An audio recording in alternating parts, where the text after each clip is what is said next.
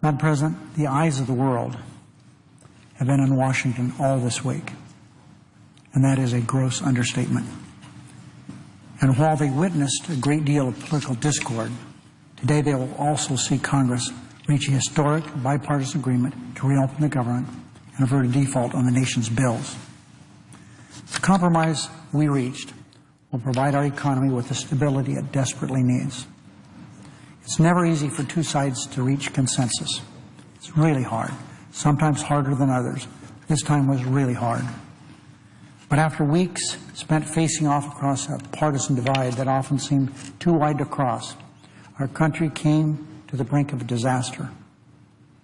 But in the end, political adversaries set aside their differences and disagreements to prevent that disaster.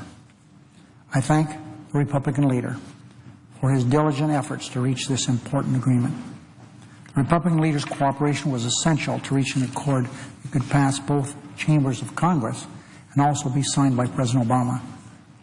As part of our agreement, in order to assure Congress continues the work of setting this country on a path of fiscal sustainability, this legislation instructs leaders to name conferees to a budget conference committee that will set our country on a long-term path to fiscal sustainability. Madam President, I know that some say that's going to be hard. But what we do is hard here, and this is really hard, but I think we can get it done. The committee members selected must have open minds, be willing to consider every option, no matter how painful to their own political ideas and even their own political parties. This conference committee, led by Chairman Murray and Chairman Ryan, which will produce its negotiated budget resolution in December, is the appropriate place to discuss our different views of the best way to chart a course for economic growth. This legislation also funds the government through January 15th and averts default through February 7th, during which time we can work toward a long-term budget agreement that prevents these frequent crises. And perhaps most importantly, this legislation ends a standoff to ground the work of Washington to a halt this fall. Madam President, this is not a time for pointing fingers of blame. This is a time of reconciliation.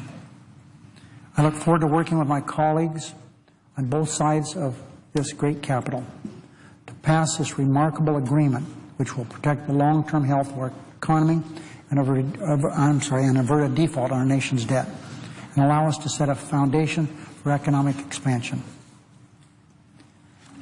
What we've done is send a message to Americans from every one of our 50 states, but in addition to that, to the citizens of every country in the world, that the United States lives up to its obligations. Now Congress must return to its most important job, fostering economic growth and protecting middle-class families. I appreciate through all this the steady hand of President Obama who helped guide us to this conclusion.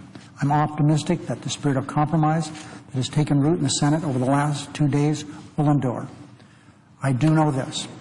Senator McConnell and I have sat in very, very serious discussions the last few days. We're going to do everything we can to change the atmosphere in the Senate and accomplish things that need to be done for our country. Madam President. The Republican leader. This has been a long, challenging few weeks for Congress and for the country. It's my hope that today we can put some of those most urgent issues behind us.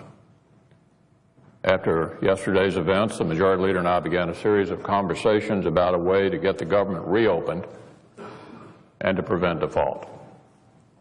I'm confident we'll be able to do both those things later today. Crucially, I'm also confident that we'll be able to announce that we're protecting the government spending reductions that both parties agreed to under the Budget Control Act, and that the President signed into law. That's been a top priority for me and for my colleagues on the Republican side of the aisle throughout this debate, and it's been worth the effort. Some have suggested that we break that promise as part of this agreement. Some have said Washington needs to spend more, that we need to raise taxes, that we need to just tax our way to prosperity and balance. But what the BCA showed is that Washington actually can cut spending. And because of this law, that's just what we've done. For the first time since the Korean War, government spending has declined for 2 years in a row, the first time in 50 years.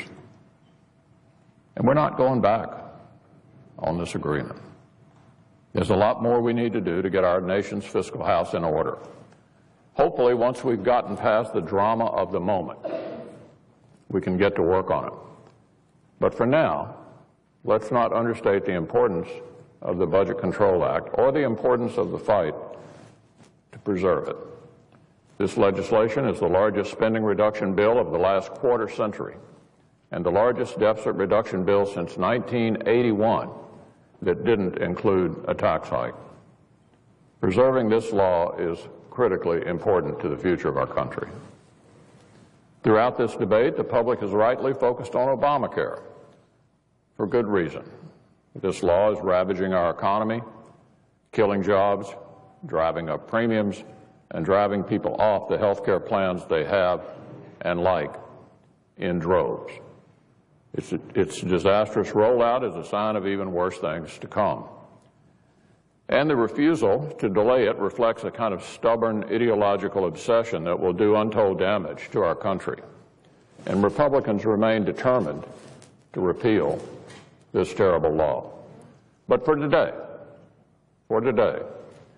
the relief we hope for is to reopen the government, avoid default, and protect the historic cuts we achieved under the Budget Control Act.